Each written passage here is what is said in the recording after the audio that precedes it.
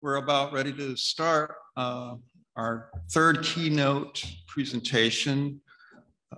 Today we have Claude Schryer, and first I'll introduce myself briefly if we haven't met already. My name is Eric Leonardson. I'm the president of the World Forum for Acoustic Ecology, and I'm from Chicago. So welcome. I hope you've been enjoying the conference so far. I'm getting good reports from people that I'm talking to, I think. Yeah. So with that, I want to thank the organizing team for all the hard work, all the brilliant work, dedication they've invested.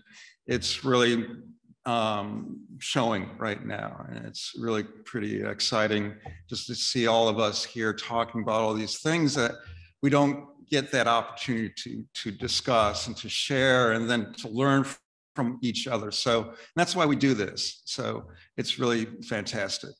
I hope you agree. I think you do. So yeah, so I also want to thank Atlantic Center for the Arts for reaching out and partnering with the World Forum to make this event possible.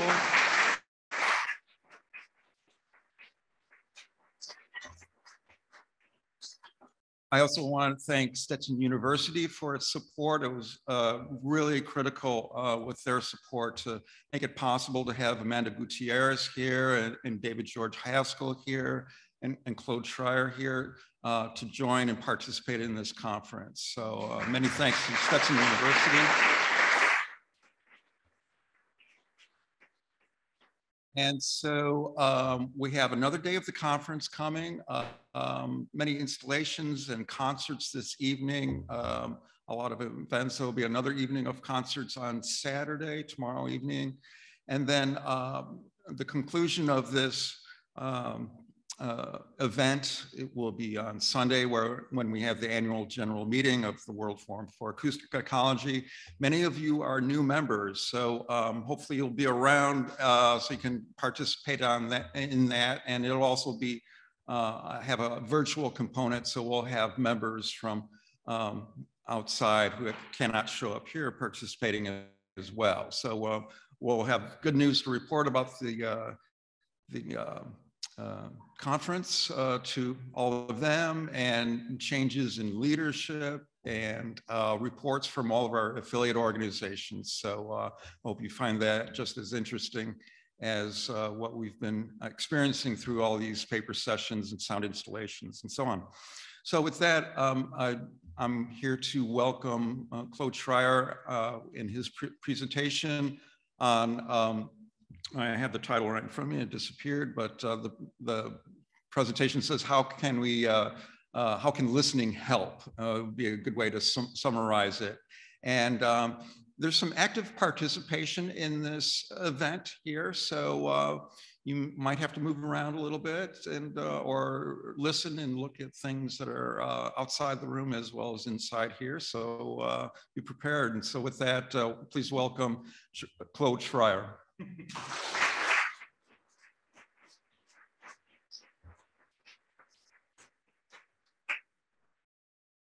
Bonjour tout le monde. As we say in Canada, cette présentation sera en anglais, mais si vous avez des questions en français. Hi, everyone online as well. You've been so patient. I hope you can see me. And it's hard to be in front of a screen. We haven't had fun here. We actually have. Had a lot of fun in the space, listening together. It reminds me of the panel we had last Sunday when Hildy said, I love acoustic ecology conferences because they're listeners and they listen well and they're friendly people.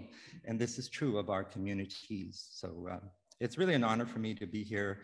I'm both nervous and with friends. So we'll just go with the friends part and you'll see. So I want to just reiterate the wonderful land acknowledgement we had at the beginning by Tiffany Martin, who talked about this being the homeland of the traditional homeland of the Timuiwakan, Simonoli, and Miyaka peoples. But I've been reading that there are many other nations that lived here once upon a time, and For me, land acknowledgements requires a lot of thought and gratitude and gestures and many other things. So I went for a sound walk the other day and here, and I tried to imagine what the sound of this place would have been before colonial presence. And then I listened to it the way it is today. And I imagine what it might sound like in the future, much like the theme of this conference, listening past, listening future. So that's kind of an enactment of a land acknowledgement. I also want to just read my gratitude acknowledgement, which is, I express my gratitude and accountability to the earth and to the human labor that provided me with the privilege of taking a plane to be here today and to use communications technology, which allow us to talk to each other, including all the toxic materials and extractive processes behind these computers, recorders, transportation, and even this infrastructure. So that's something to keep in mind, that when we are grateful, we also have to be responsible for all of the things that we are consuming, and especially those who chose not to come here to reduce their own personal footprint. We try then, those who have come and have created a footprint, to maximize the amount of good that we're doing. So that's something I wanted to let you know.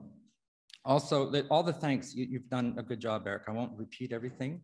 There's so many people I want to thank, but certainly the panel, Nathan, on Sunday was really fun to be able to be in a setting where we can listen to each other and bounce off each other. I feel a little uncomfortable speaking here by myself when I know many of you could have been this keynote. All of you could have given this keynote. But I am thankful also to Canada Council, which helped my travel, and also to you all for just being here to listen and for us to interact. I also want to thank Susie here, who has been so, and also I think Margaret, the other.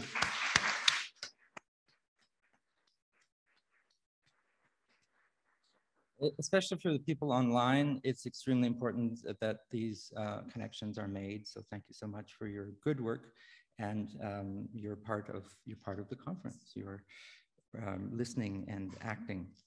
So why me? Those of you who know me, I'm a bit of a storyteller. Milena Drumeva, who I'm sure is online, and Freya, who's here, and Hallie and others. We were in Milena's kitchen a few months ago and quite excited about this conference. And I said, oh, wow, David George Haskell is going to be there. And he's written this wonderful book, and Amanda Gutierrez, who does such great work. And she has this young woman, Benewende Sigueda, yes, who is, a young person. This is all great. None of that. Why me? I'm an old white male, Had enough of those. I said, yes, Claude, but you're a self-aware white male. Blah, blah, blah. I said, fine. What do you mean by self-aware? Well, you're asking questions of yourself. You're exposing your vulnerabilities and this and that. And I said, well, I'm trying to learn and trying to unlearn. And he said, well, that's great, because that's not an uninteresting point of view. Plus, you are part of this history and you can talk about it, and maybe you can help facilitate conversations about the future, which interests me, because I really believe deeply in acoustic ecology as a sort of humanist movement. And we created this organization 30 years ago. I was 33 at the time, and it's still going, thanks to many people, some who have passed, some who are here, but it's quite an achievement. So let's be grateful for all that hard work that others have done, and that kitchen conversation led to me accepting to be a keynote today. And so I'm thankful also to Milena, who's been very kind to me. So this chair, some of you know the tradition of the empty chair, which is a recognition of those who are not here. And of course, there are many who are not. Some are online, some couldn't make it because they have to work for a living today or yesterday. Some, for all kinds of reasons, face barriers to be part of this community. So it's a symbol, but also a sign that we are recognized that there are many of our colleagues who are not here today, and we should do everything we can to share the knowledge we have from here with them, all of those people who weren't able to come. And I also used the empty chair. In 1986, the trombonist George Lewis did a piece about empty chair. And I've had moments in my life where one work of art has stayed with me forever. And that notion of absence, and in his case, it was a computer interactive piece about incarceration and what incarcerated people experience. But I really believe in art and how art can move us deeply, fundamentally in our hearts, and then those stories and those experiences stay with us and guide us through our whole life. Just this afternoon, I heard some things that have touched me really deeply, and I feel like I'm opening up beyond any expectation to new ideas and new ways of listening, like listening to listening. So I'll get back to that. Who was in Banff in 1993 at Tuning the World? Just raise your hand. 1, 2. And online, I don't know how to do this, but if you want to put it in the chat, I know Barry was there, I know Hildy was there, but not too many, right? Because it's a long time ago. What was interesting at that time is that the Rio Summit, the Earth Summit, had just taken place in South America, and there was a sense that this was our last chance in the world to address the environmental crisis. At the time, they called it global warming. Now it's climate change, but in fact, it's the climate crisis, it's the climate emergency. It might well be the climate catastrophe.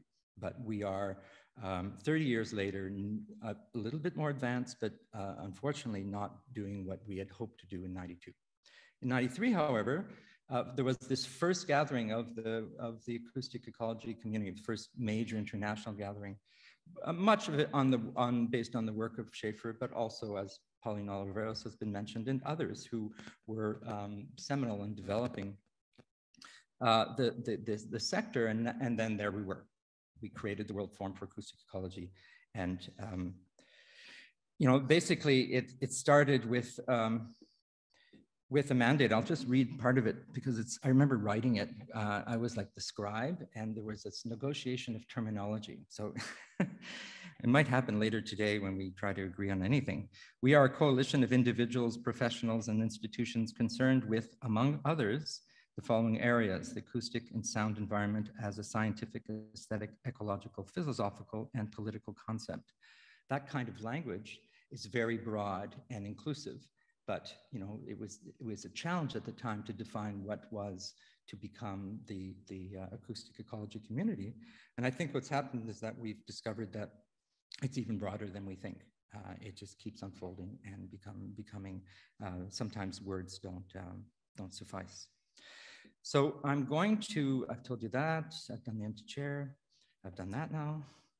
I want to do something for you, which is a live version of a podcast. So I have a podcast called Conscient. Some of you might have heard about it. It's about art and the ecological crisis. I started it in the spring of 2020.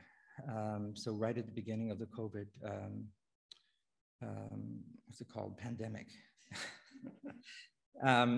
And I did about 100 interviews over a year and a half with all kinds of people because I was curious to know more about the role of art in the ecological crisis.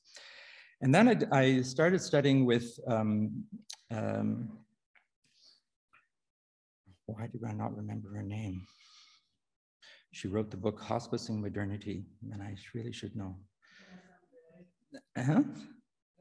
Vanessa Andreotti, I'm sorry, that's how nervous I am. I forgot my good friend Vanessa. So I did a course, I studied her book, and we had some exchanges, and then I did a course called Facing Human Wrongs, which is a really deep course in the different kinds of denials that we live in, the denial of the truth, denial of sustainability, all kinds of things.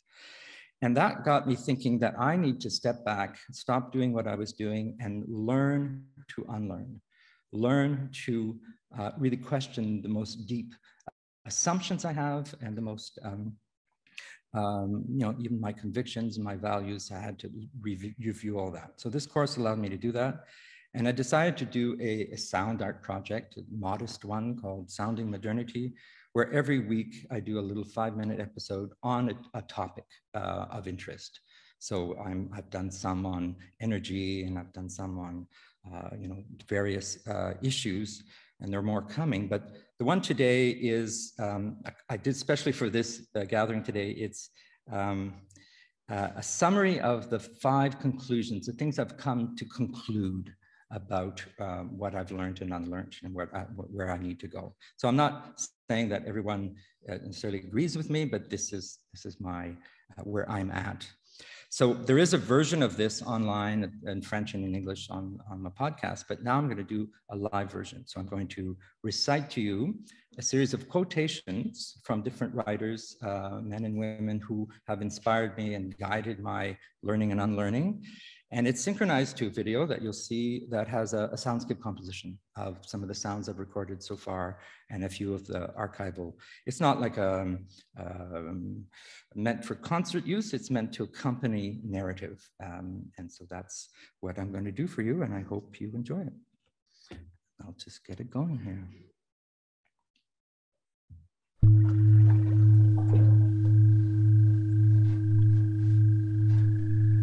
Face reality and learn to unlearn.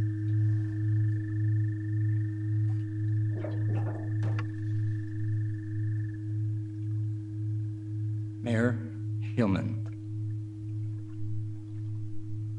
We're doomed. The outcome is death. And it's the end of most life on the planet because we're so dependent on the burning of fossil fuels. There are no means of reversing this process in which melting the polar ice caps, and very few appear to be prepared to say so.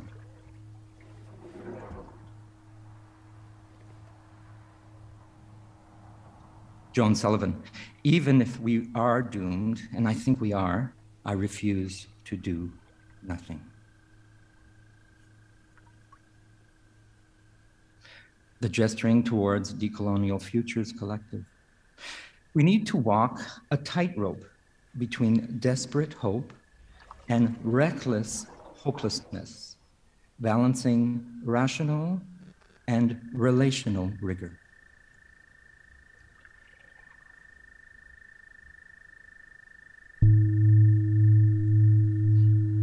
Conclusion 2, develop and implement a radical theory of change through the arts.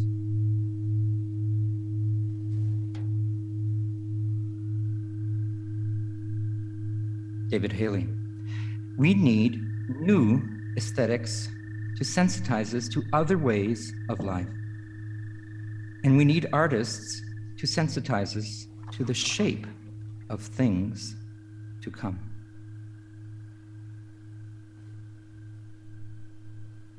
Jen Ray.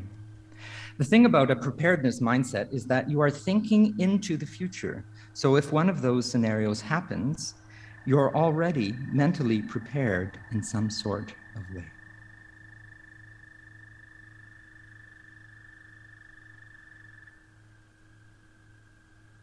David Maggs. If we only speak with our arts and do not listen with them first, revelation is replaced by dictation.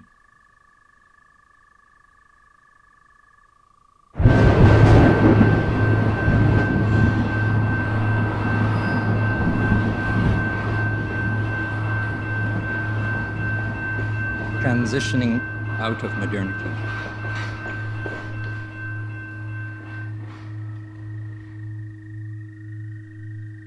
The Gesturing Towards Decolonized Futures collective. We're part of a much wider metabolism, and this metabolism is sick. There is a lot of shit for us to deal with, personal, collective, historical, systemic. Our fragilities are a big part of this. This shit needs to pass so that it can be composted into new forms of life, no longer based on the illusion of separability.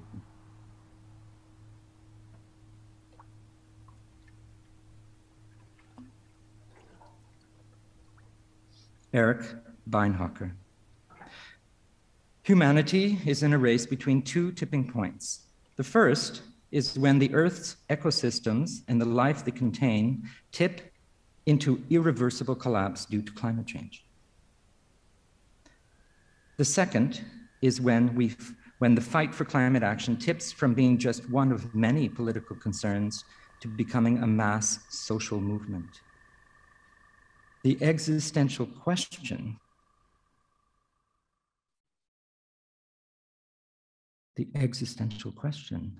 is, which tipping point will we hit first?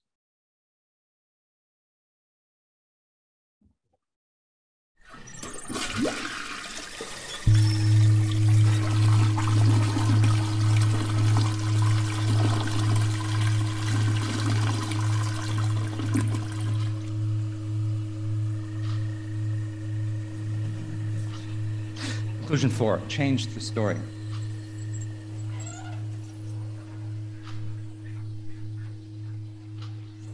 George Monbiot. Despair is the state we fall into when our imagination fails. When we have no stories that describe the present and guide the future, hope evaporates. Political failure is, in essence, a failure of imagination. Without a new story that is positive and propositional, rather than reactive and oppositional, nothing changes.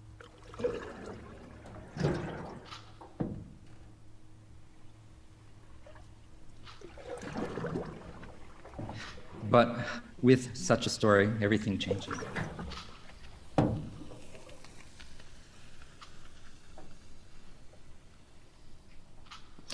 George Marshall. We need passionate storytellers to break habitual patterns, discover alternative values, and consider new perspectives.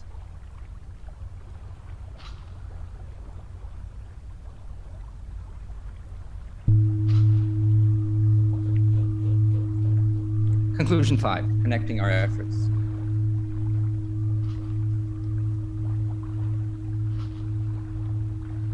Todd Dufresne. Whoever survives this experience will have a renewed appreciation for nature, for the external world, and for the necessity of collectivism in the face of mass extinction.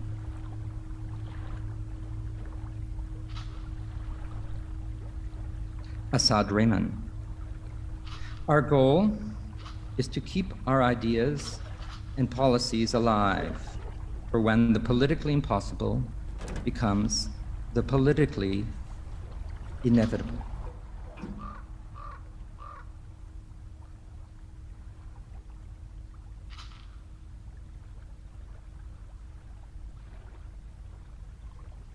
George Monbiot. We have no choice but to raise the scale of civil disobedience until we have built the greatest mass movement in history.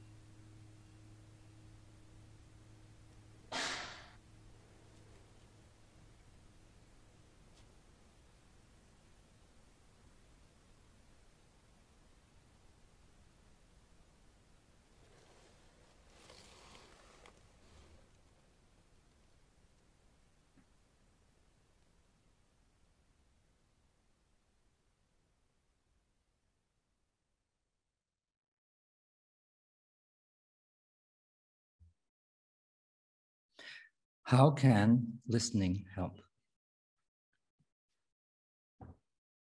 How can listening help?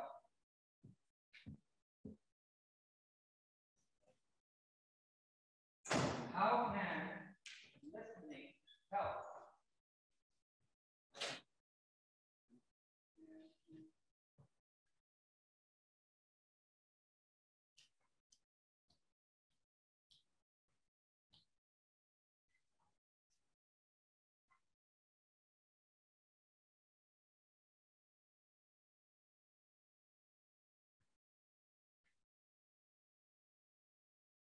How can listening help?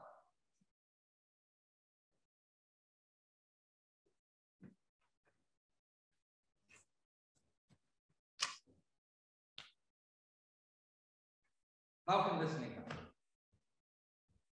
How can listening?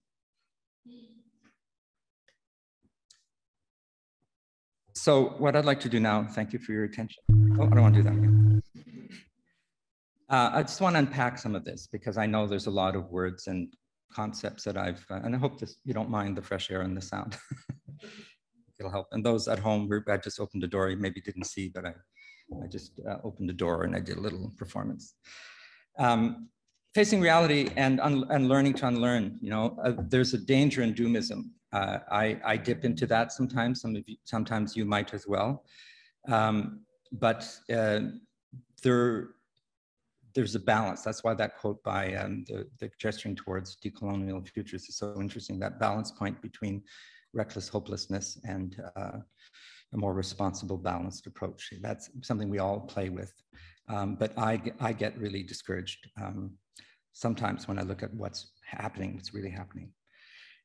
So I'm listening to unlearn is one of the things, that's why I put a question mark. I'm not sure how I'm going to do it, if you have any ideas. Because unlearning means taking away things that are problematic, so to leave space for other things that are new learnings. So that's what I meant by that first one. I work with an organization called SCALE in Canada, the Sectoral Climate Arts Leadership for the Emergency, and I've been part of that since the beginning. And we talk a lot about the role of arts and culture in shifting the way we perceive ourselves, our environment, and you are all arts and cultural and scientific workers, and you know what I mean. And one of the things I'm thinking about is how will we apply the arts and all of our skills and knowledge into the period that is coming that's going to be more of a survival period. How does that link to emergency preparedness? That's one of the things that are on my mind. And my colleague David Maggs used the term listening through art. And a lot of us are doing that. We're using our art practices as a way to understand and to feel and to be more connected. So that's a good thing. I think we need to transition out of modernity. And people say, well, what do you mean by modernity? I mean, extractive capitalism. I mean, white supremacy. I mean, a lot of the issues, the causes of our current crises. I think we have to move out of that era or else we won't survive. So that's why the shit needs to pass so that it can be composted into new forms of life, no longer based on the illusion of separability and that disconnection with nature. Many of you have talked about it. It's still there, in our current behavior, not in maybe what we feel in our hearts, but what we do is quite disconnected from nature, including my own life. And that mass social movement is something that is coming one way or another. So how do we listen critically to modernity? I'm doing what I can with my podcast, but I've heard so many brilliant things from you all in the last couple of days. Change the story. How do you change the story that is fundamental to how we live? We think that this is the story of how things are meant to be, endless growth. We can take the plane whenever we want. We don't have to be accountable for garbage or whatever. It's self-destructive. But it is possible to change the story, and that's why I use these quotes about how storytelling in every way, I'm not saying just narrative-based storytelling, I mean the real story of who we are and what our values are and what drives us. That needs to change. Change to what? To be discussed, but it needs to shift. So personally, I'm interested in regenerative stories and that kind of work. Finally, and I've talked about this with you with a few of you. We have all these disparate and desperate attempts individually of people who are trying to create work about the environment or raise awareness, but they're scattered. And even within our own community, in spite of the WFAE, there's lots of disconnects. People don't know what each other's are doing. They're not sure how to work with other sectors. So that we need to connect our efforts within our sector and with other sectors. I've heard a lot of people saying, I'd love to work with an acoustic ecologist. I'd love to know more about listening. Well, there's lots of experts. They just need to be connected with others and connected to movements into energy, confidence. You're not alone. That's why this conference is so much fun. It's because you realize you meet so many people who are like you, or are interested in the similar things, discover new things. So I think that there is hope in that connection of efforts. That's what I try to do one way or another. And I know a lot of you are connecting, but if we can learn from each other on how to better connect, I think that will be a path forward. I did a little drawing that's difficult to see.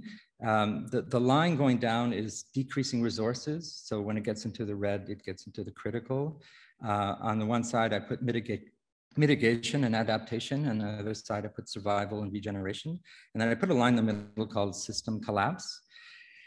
And I think that, you know, the kind of things I'm talking about and some of the things you're doing need to happen now. They need to happen as we mitigate the climate emergency and the other crises, and as we learn to adapt, you know, and the floodings that are coming and all the coastal cities here in North America and around the world, these things are going to happen to a large degree.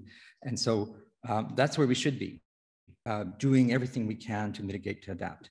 The reality is that it's most likely to happen here because of the way things are, sadly, in spite of our efforts. And that means that, you know, mitigation, adaptation are going to have some effect, but it's mostly about who's going to survive, how will the climate refugees be handled, what kind of governance systems will we have. And that's why I come back to, you know, how can listening help? How can our practices help in a period of survival? It's a difficult topic, it's not fun, but it's important to not only think about that, but about the next step, which could happen now as well, regeneration, but regeneration, I think, will come out of the crises for those who survive. And, you know, maybe we can go halfway and put as much effort as we can now, knowing that some effort will need to go into that period once the systems are collapsed, because they won't all collapse at once. They will one by one fall, and then there'll be some kind of feedback loops that will make some things worse.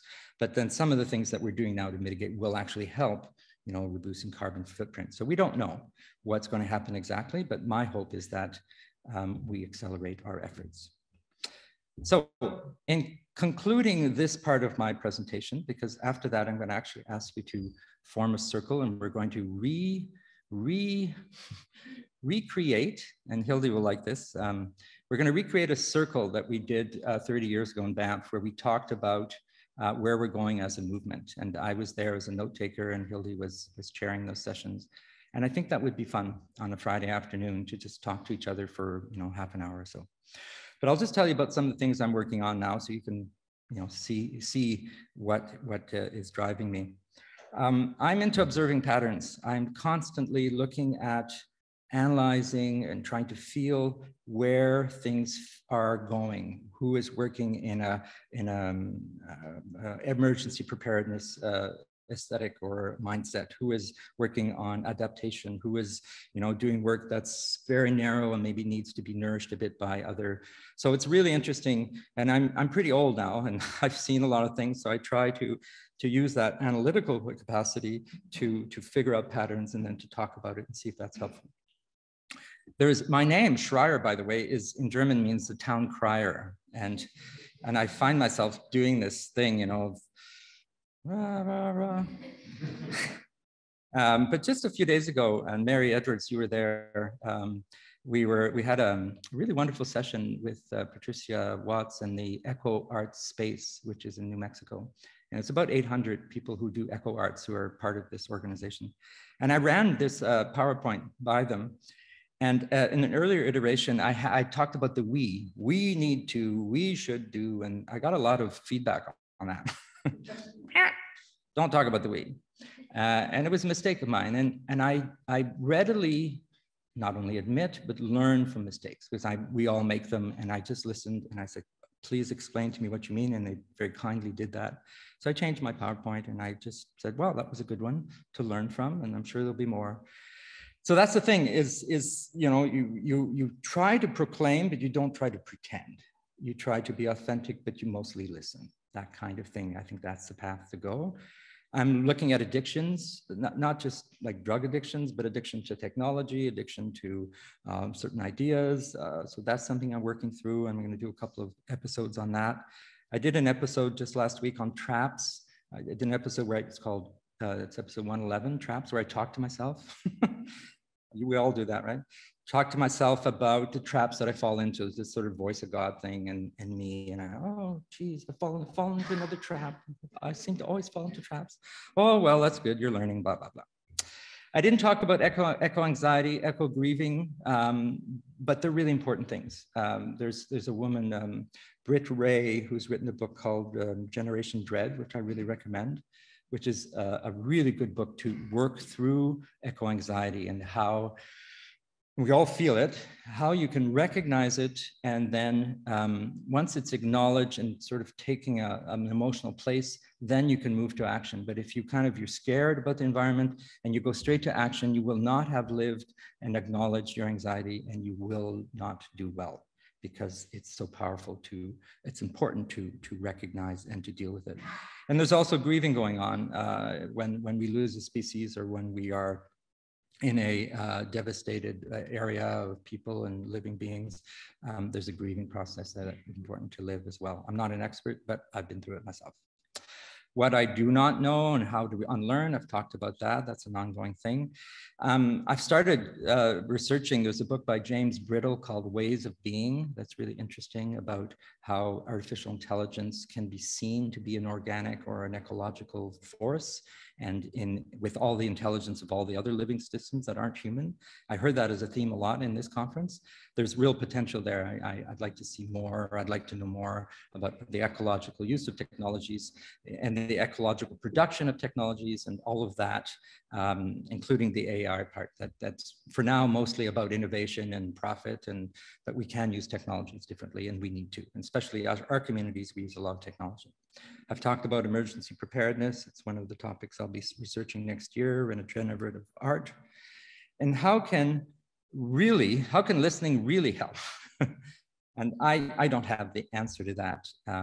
I have some clues based on many of the things that you've talked about in the last couple of days. Just a few minutes ago, Freya Zinoviev and Stephanie Lovelace gave a really interesting presentation, and they concluded that we need to listen to our listening. That is brilliant. That might be the theme of the day for me, you know.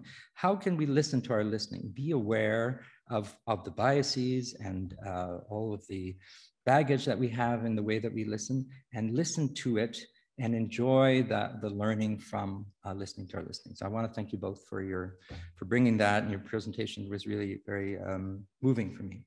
So many others as well. We've been talking about a code of ethics, you know, back at the panel when Amanda was talking about, you know, the ethics of recording and the ethics of presence and representation and those challenges. I think that has to be front of mind from here on in. We cannot go do things the way we did before. We need to have values and guidance and principles of how, not how we listen so much, but how we interact in listening environments, how we use technology, who we invite, how we invite them. Those things need to be rethought. And that would be a good project for the WFAE and its collaborators to work on. I think it would be a valuable tool. All right, so now, I don't know what time it is, but it's probably about 4:30, 4:45. Yeah, it's 5 o'clock. So what I'd like to do, if you're willing, is have you just turn your chair around and make a big circle, looking at each other. I think it can be done. If there's too many chairs, just set them aside.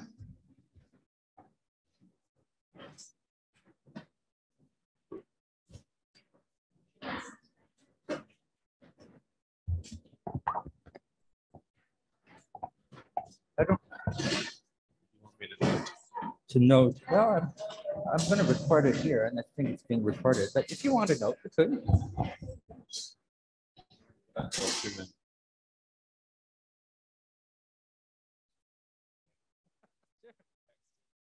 Yeah, and we'll see what happens online. But people are, hello everyone, probably hearing me now. Let's see what happens. Great message. Okay.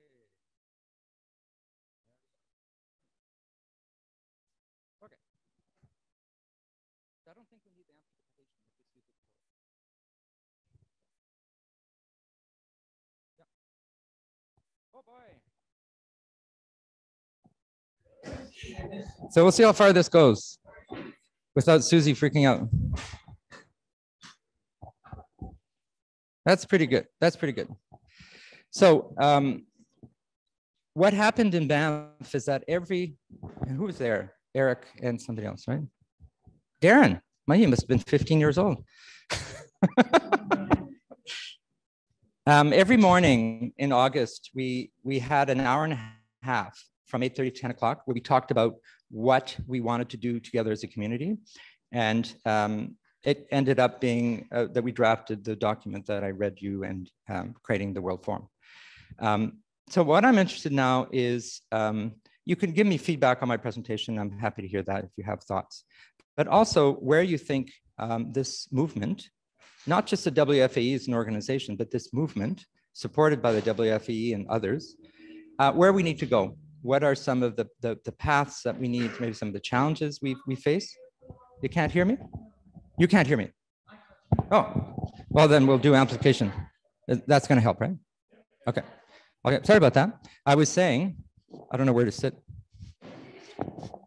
I was saying that I would like to open the floor to either feedback about my presentation. If there are things you want to say, that's fine. And probably more importantly, where you see this movement of acoustic ecology going, because we're talking about listening futures. And you've all talked about it in one way or another, but we have maybe 20 minutes, half an hour before the next event to have an open conversation that, and I think Jesse's kindly offered to take notes. Just ideas. It can be very quickly, not long speeches because there's so many of us here. There's about 70 people, but I think that would be interesting on a Friday afternoon. And then we can go for a drink. How's that? C'est bon? And then people online, Susie, can you just keep an eye and see if they have questions and comments, and we can integrate it. They could even go on camera if they want, you know, and speak.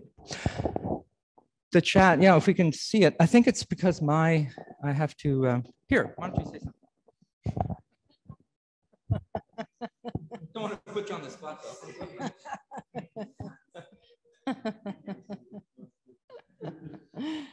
I'd rather be quiet. Well, we don't have to do, does anybody?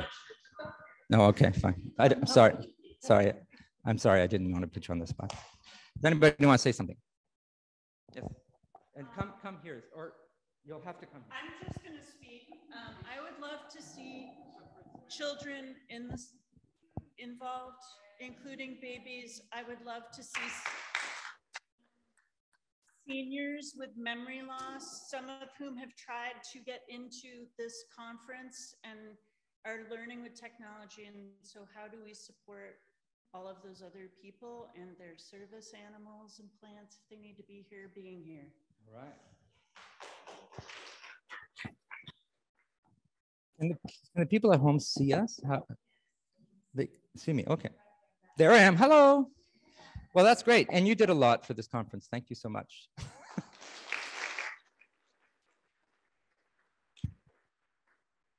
And I think it's just question, partially it's financial, right? You have to, but it's also just being aware that everyone needs to be involved. And if there are barriers, let's take away those barriers.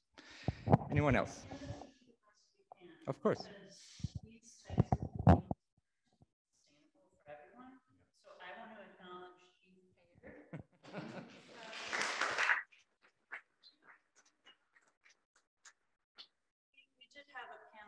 Elders. We did have a story time with babies and children, but they weren't with all of you necessarily. And so we're on a continuum and we do the best we can and we make mistakes. And so there's intention and effort. And I want to acknowledge Margaret, who was in Chicago during all that. Margaret, helping a lot of people with energy.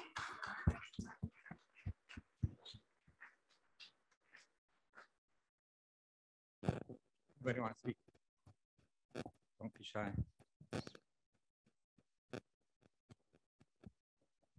I'll just sit here and wait. Yeah, come here.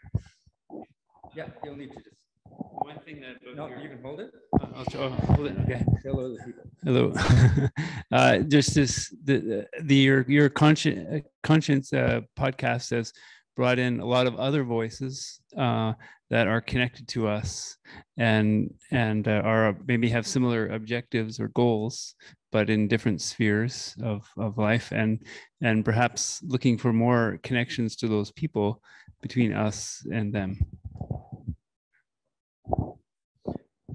Well, my podcast is one way of doing it, but I think conferences, listservs, there's the Acoustic Ecology listserv, there's already tools there. I know that, Jesse, you talked a Discord channel, which would be another communication tool. But what and what you're saying is connecting people's work, like who's doing what and that kind of thing. The difficulty with that I found is until you've met somebody in person, it's hard, and the COVID crisis has kept us away from each other, and now we're starting to reconnect. But there's a cost factor. So I'm starting to think that we can do this kind of hybrid thing again and again in different parts of the world. When there's a gathering in Calgary or in Lisbon or wherever, there's whoever's close can go and be in person, interact, and then it can be connected through technology and through publications and so on. But one of the wonderful things about community and what we had that was so precious in Banff is that we developed trust and knowing of each other. We said, oh, I got to know this person. And then you go off and you don't see them again for 30 years. Like, oh my God. But you met them and you trusted them. And so I hope that'll be one of the benefits of this gathering, is that you've met almost everybody. And if you haven't, try. So that when you do get an email or when there's a project, you can say, oh yeah, I've met you. You're nice and I saw your work. I heard your work, that kind of thing. Anybody else? Online? Oh, there's somebody's hand. Yeah. Maybe identify yourself just so that people know. Oh, sure. My name is Jen Théberge. I'm a Canadian living near Calgary. I just want to make a connection between the last two comments, which is harkening back to your talk, which is that idea of, how do we encourage more of a mass movement now and not wait for too much longer. So I love the idea about creating connections and staying more connected. But I think, as I think in my local community, I think sometimes those local connections are really, really important. So I need to hear more about what people are doing around the world and stay connected with that. But the local connections are really important. And I think in my valley, I think it's really important not to be stuck just talking to the people that I normally talk about or talk with, and where we've got similar ideas. And this COVID sure showed this to me in my valley. You can't always talk to people who you want to talk to because they're not necessarily going to be on the same wavelength with your thinking. But that's okay. It's just kind of meeting people where they are, meeting them halfway a little bit. And I think with environmental and climate related concerns, I feel like it's really important to bring it back to individuals and make it really relevant for them. And I'm not sure exactly what that is, but sometimes I think like financial incentives, for example, to do the right thing about restoration on your little piece of riparian on the ranch, that kind of thing is really important. So anyways, I like the idea about big connections, but I also think it's really important to find those local connections and make them super relevant to the people on the ground, because we all are in it together, and we all have to figure out these little ways to make the world a slightly better place and reduce our footprint. So that's kind of what I took away from your talk, was make those connections, but I just maybe a reminder to keep them really relevant. And maybe there's an opportunity. There's lots of really interesting concepts I've seen today regarding sound and presentation. And so maybe there's ways to encourage that as well, a lot, really strongly in the local level, with kind of actions at the same time. Okay. Does somebody, Robin, do you want to go on camera and tell us? It might be easier. I can read it too, but read it.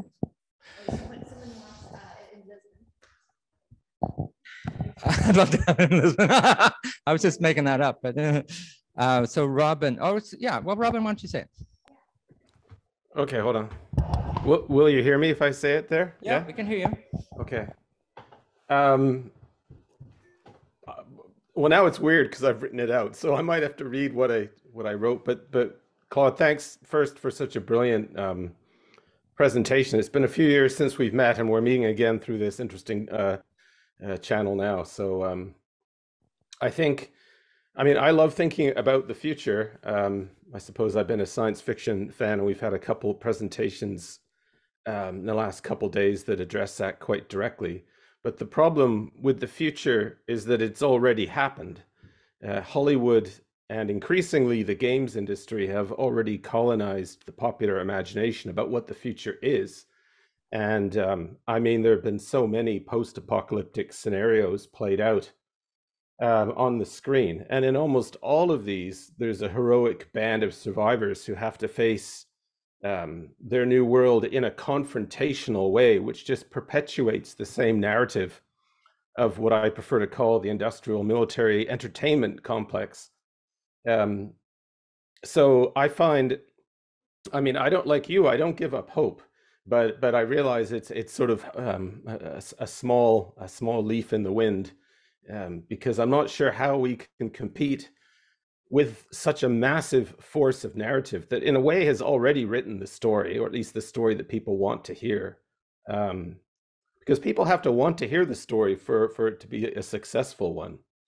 And I mean, I mostly lecture in video at the moment. I don't do much sound work professionally, but I take heart in the fact I'm training people to work in the video and film industries, perhaps, or artistically, but with a voice that is open to more diverse ways of thinking.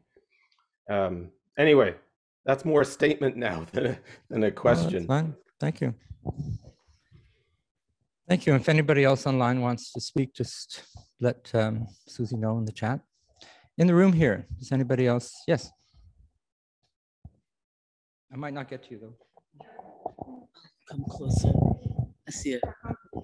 Oh, sure. Oh, here is the camera. Hi, everybody. My name is Mary Edwards. Just to play off of what Robin just spoke about, a thought came to me about largely in part of our efforts that perhaps we can rewild our imaginations in the future, and that the future does not have to be about overt digital technology, that we can find a way to get back to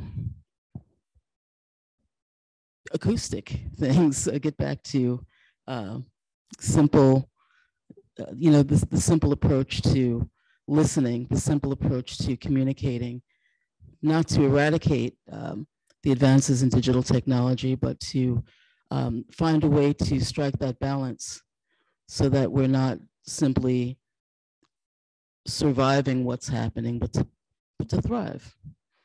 And that's pretty much what I have for now. But I think that's a thought and development for not just myself, but for each of us.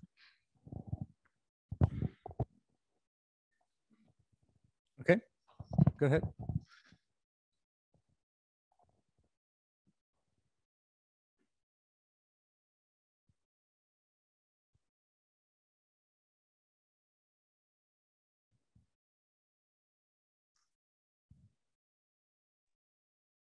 Should I say something?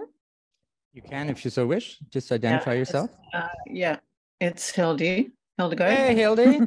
How can I not join you, Claude, in this session? Welcome.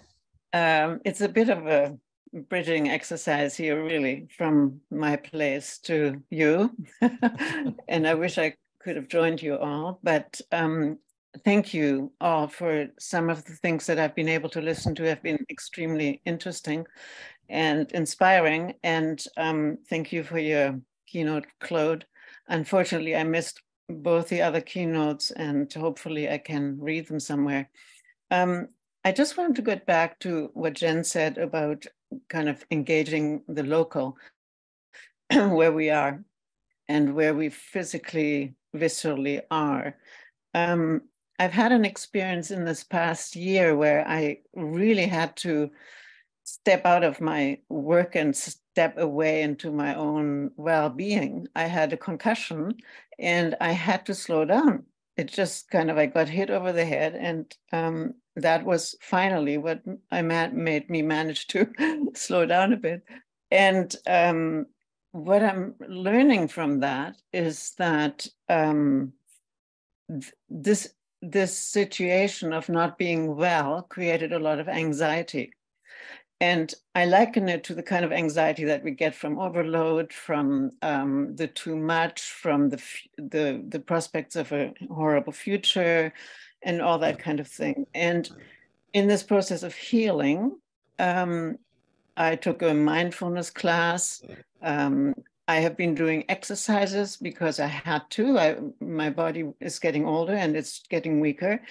And the message that I got from everybody who taught me in this concussion was that you keep on going. You do not actually shy away just because you're not feeling well. You actually push your boundaries, your physical ones, your mental ones, your listening ones. And then when you realize that maybe you need to step back, you do. And you can't actually hurt yourself. You're just kind of going ahead, and then you may have to just go slightly back. And I find that years of practice of sound walking here in Vancouver, where we had regular listening happening in the community, has taught many of us, it has strengthened us. The practice of listening has strengthened us in terms of mindfulness, in terms of trying to make decisions and all that. And so the strengthening of body and mind and heart and listening, I think, is crucial, absolutely crucial, and it takes a lot of work to deal with what's ahead and what's in front of us on a daily basis. This sounds perhaps all very personal, but I think it's really important to strengthen that personal in order to be able to be compassionate with what's happening for all of us. And yeah, that's basically it. Thank you all for listening, and we'll stay together because we are all a listening community. Thank you. Thank you, Hilde. Have a good session.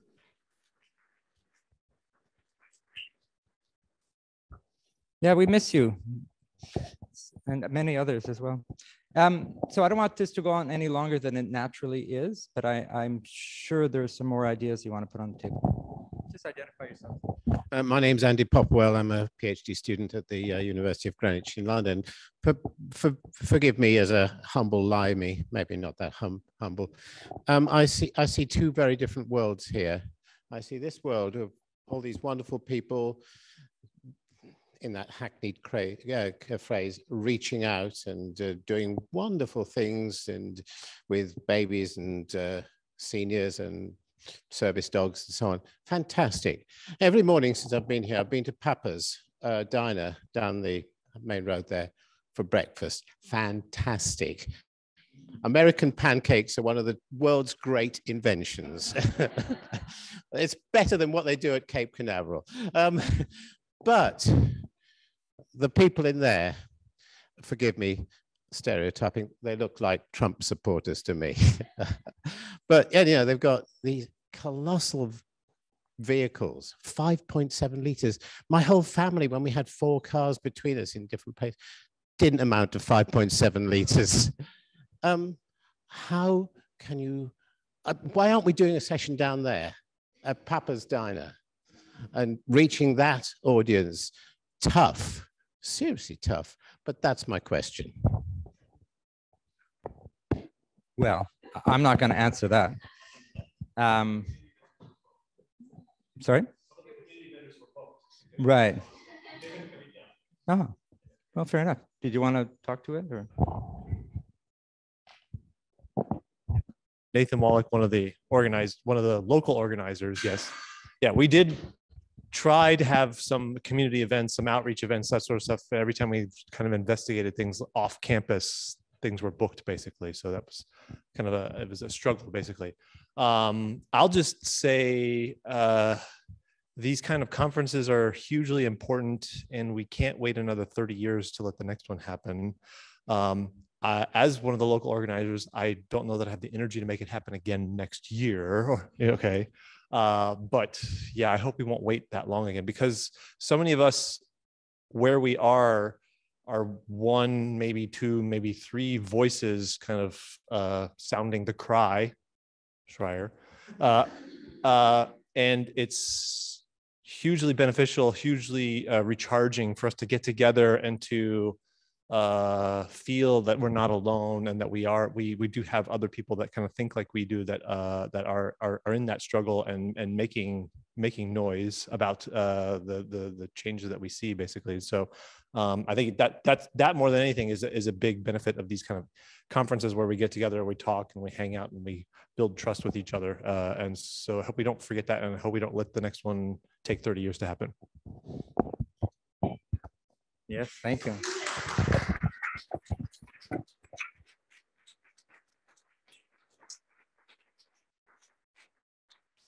Well, there have been many conferences in the last 30 years. There was one in Dieburg 5 years ago. There's many, Eric would know them all, but they're in Mexico City, and so many that the WFE has endorsed, and I know there's one in Hungary coming up. Zaba, where are you? Maybe he's not here. There we go. Did you want to talk about the one in Hungary coming up? Not yet. Aren't you doing a conference? Yes. Is it a coup d'etat? Well, I don't want to put. Is it okay? Sure. Yeah, I just couldn't hear you properly, but we are going to organize a conference, and not only me who is present, but also Jacek. Where are you, Jacek? Yes, we are 2 of the 4. Yes. So in November, from the 22nd to the 26th, we are going to organize a conference at McGill University of Art and Design, Budapest. The title is Beyond Listening, and the open calls are already on their way. Maybe not everybody has got them, but we will make it sure that it goes out. And where the thematics are not far from the questions which are mentioned here. What is beyond listening? How can listening help, so to say?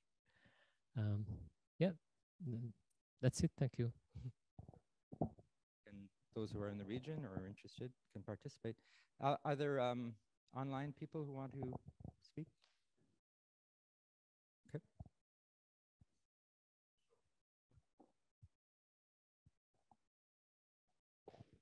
This question is from Leonardo Cabrera.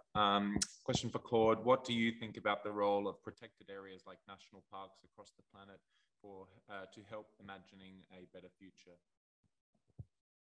Well, I don't know that I'm able to address that. I'm not an expert on national parks. Jen is more than I am. But I know that in Canada, and Leo is leading a project where we're going to work with Parks Canada to, like Jen said today, increase the understanding of the soundscape in all of the national parks. I mean, of course, people appreciate the sounds, but they don't necessarily have the educational tools or the measurement and that. So that's coming, and that's a good thing. But of course, you know, we should be creating new parks in more protected spaces instead of cutting down, especially in the Amazon and places in the world that are the lung of the world. So there's serious issues of deforestation and denaturing, so to speak. But I'm not an expert. David, you know more about this. You're a biologist. Did you want to say something about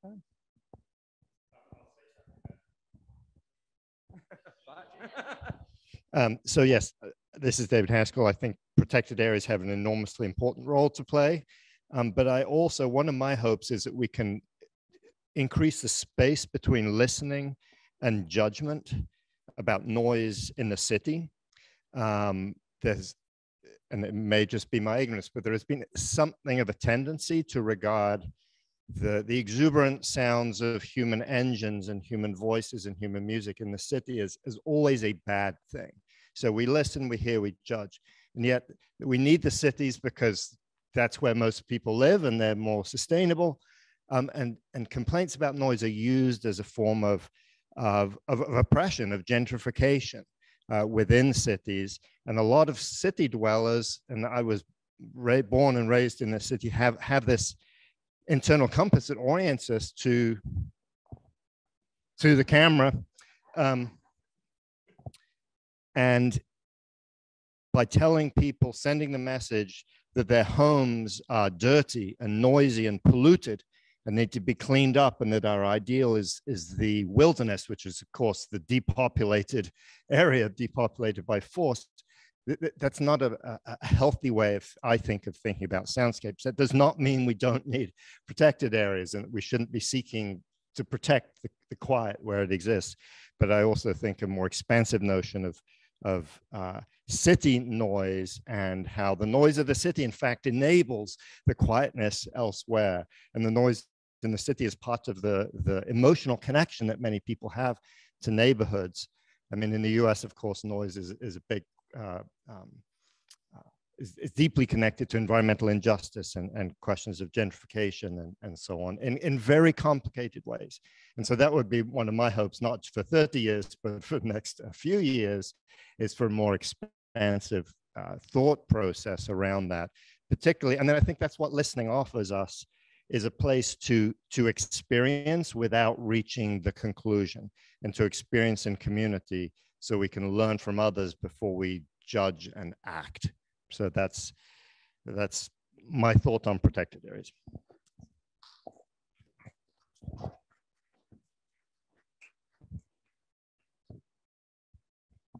Hey, Hallie Santomas from the University of Huddersfield. Sorry for the people that know me very well, because you probably know what's about to come out of my mouth. I think there is a case to be made for radical optimism in thinking about the future. And I'm really glad you just said what you said, because it kind of it touches on what I was going to say. I think the future that we always talk about is a future of removing things, taking things away, people especially. I think people, we never talk about people when we think about the environment in the way that I think we should. And that can, I think, have devastating consequences, especially when it comes to climate refugees and things like that. So I think maybe we should be working towards, or something good to work towards would be kind of a positive vision of what our relationship with the climate would look like as people who live in the world, not just how we can, it's important to understand how the world is kind of heading, where it's heading now, and how the climate is heading towards collapse. But I think you cannot avert that without having something to aim for. And I think that that's something that's so absent from the conversation all too often. So, yeah.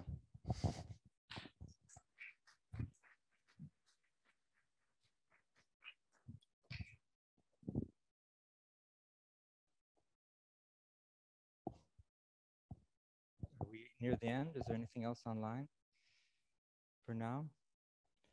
Okay, well, you know what? It's been a long day, so I think we can go to the reception and be happy.